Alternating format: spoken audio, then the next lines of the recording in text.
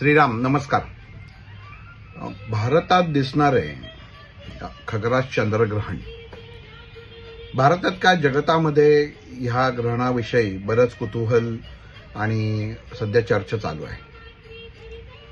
हा व्हिडिओ बनवायचा मुख्य उद्देश असा आहे की आज एक भगवद्गीतेच्या काही भागातली पोस्ट आपल्या देव माझा या चॅनलवर सरांनी प्रसारित केली आहे आणि त्याच्यामध्ये एकांनी आजचं चंद्रग्रहण खरंच इतकं वाईट आहे का आणि तणावासाठी काय काळजी घ्यावी किंवा काय आहे.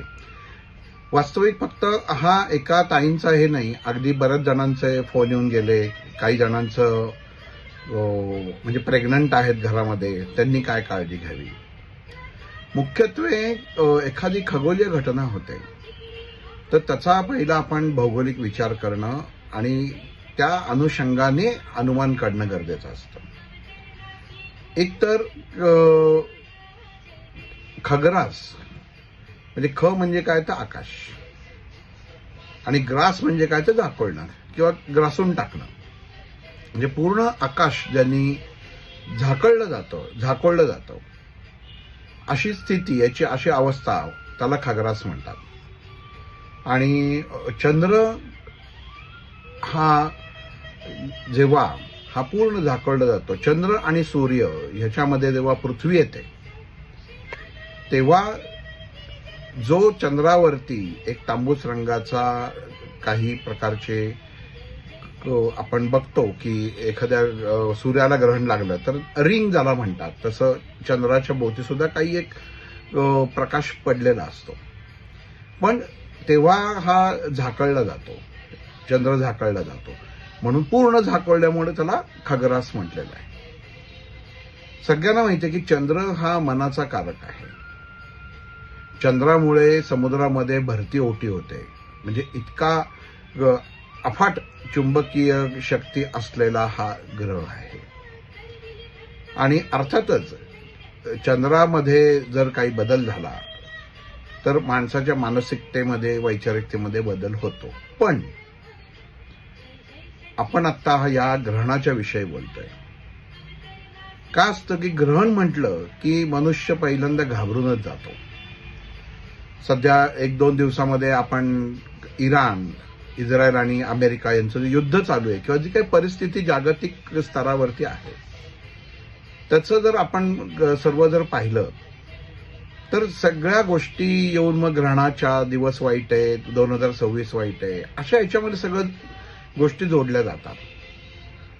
पण एखादी घटना जर चांगली घडत असेल तर ती मात्र जोडली जात नाही किंवा ती समाजापर्यंत पुढे येत नाही. इराणचा जो शासनकर्ता होता त्याचा अंत होणं हा काही देशांसाठी आनंदाची घटना आहे. म्हणजे त्या लोकांना आनंद झालाच ना. त्यामुळं एखादी घटना ही आपण नीट समजावून घेणं गरजेचं असतं. चंद्रग्रहण ह्यामध्ये कुठल्याही प्रकारची हानी होत नाही, होणार नाही. आपल्या युट्यूबवरती, इंस्टाग्रामवर जे घाबरवून सोडतात, एक लक्षात घ्या, या अख्ख्या पृथ्वी ही चंद्र आणि सूर्याच्या मध्ये येणार आहे. ज्यामुळे जो मनुष्य सांगतो ना तो सुद्धा या पृथ्वीतला वरचाच एक भाग आहे. आणि लहानपणापासून आपल्याला सांगत आलेलं आहे की जेव्हा अशा काही भौगोलिक घटना घडतात तेव्हा मनाला आधार हवा असतो, मन खचतं. आता आपण सायन्सनी एवढे पुढे गेलेलो आहे, खूप संशोधन झालेलं आहे. तर त्यामुळं आपण ह्या एक तर ग्रहणाचा आनंद घ्यावा भौगोलिक दृष्ट्या. आणि दुसरी गोष्ट, नामस्मरण हे सर्वात उत्तम. कोणाचंही करा, असंच करायचं पाहिजे. आणि नाही जरी केलं तरी मी म्हणेन सर्वोत्तम. कदाचित हे मान्य होणार नाही, पण आपण हे लक्षात घेणं खूप गरजेचं आहे. ज्या परमात्म्याचा आपण अंश आहोत तो परमात्मा आपली काळजी घेतो. आणि ह्या भौगोलिक घटना आहेत. 10 मधल्या 2 जणांवरती कुठल्या विशिष्ट गोष्टींनी जेव्हा त्यांच्यावरती संकट येतं किंवा ह्या काळामध्येच काहीतरी आफत ओढवते, तर ते डायरेक्ट तो संबंध किंवा त्यांच्या माहितीची माणसं त्या ग्रहणाशी जोडतात की बघा ग्रहण होतं आणि त्यांच्या बाबतीत अमुक अमुक घडलं. तर तसं काही नाहीये. घटना काळ वेळ ही ठरलेली असते, त्याप्रमाणे होत राहतात. तर कोणी घाबरून जाऊ नये त्याच्यामध्ये. आणि तरीही जरा एखाद्याला वाटलं की आपल्याला तरी त्याच्यामध्ये आपल्याला काही उपाय करता येतो का किंवा असा काही मंत्र आहे का, तर मग मंत्र नक्कीच आहे. तर तो आहे ओम, परत एकदा सांगतो, ओम रवये चंद्राय नमः.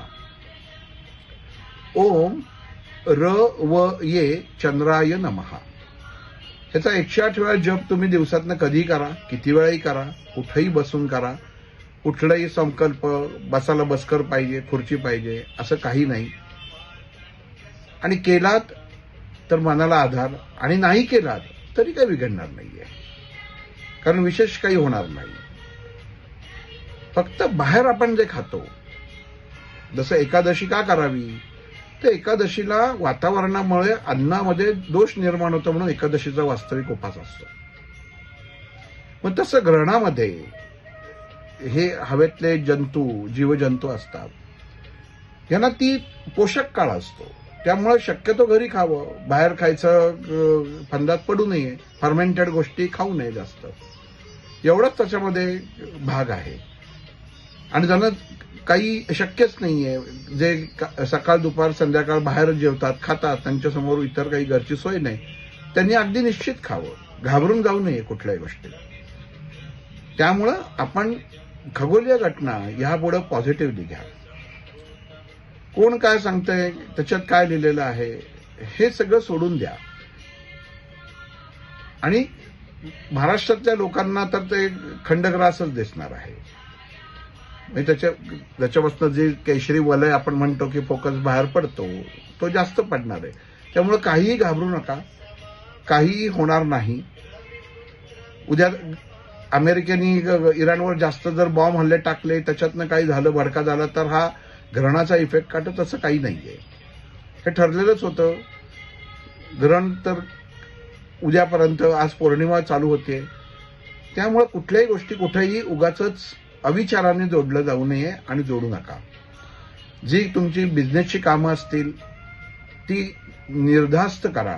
उत्तम काही कार्यक्रम असेल निर्धास्त करा.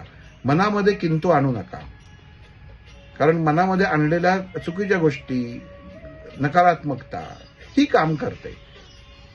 म्हणून सकारात्मक दृष्टिकोन ठेवा. ग्रहणाचा काहीही अडचण होणार नाही आणि उगाचच त्याच्यामध्ये ह्या गोष्टींमध्ये अडकून बसू नका.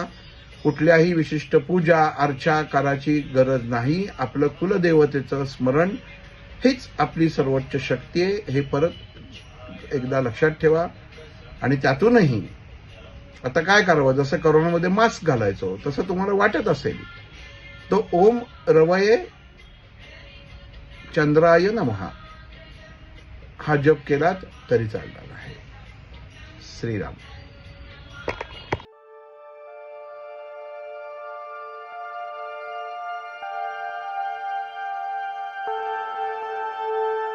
अध्यात्मावर अशीच माहिती मिळवण्यासाठी देव माझा चॅनलला सबस्क्राईब करा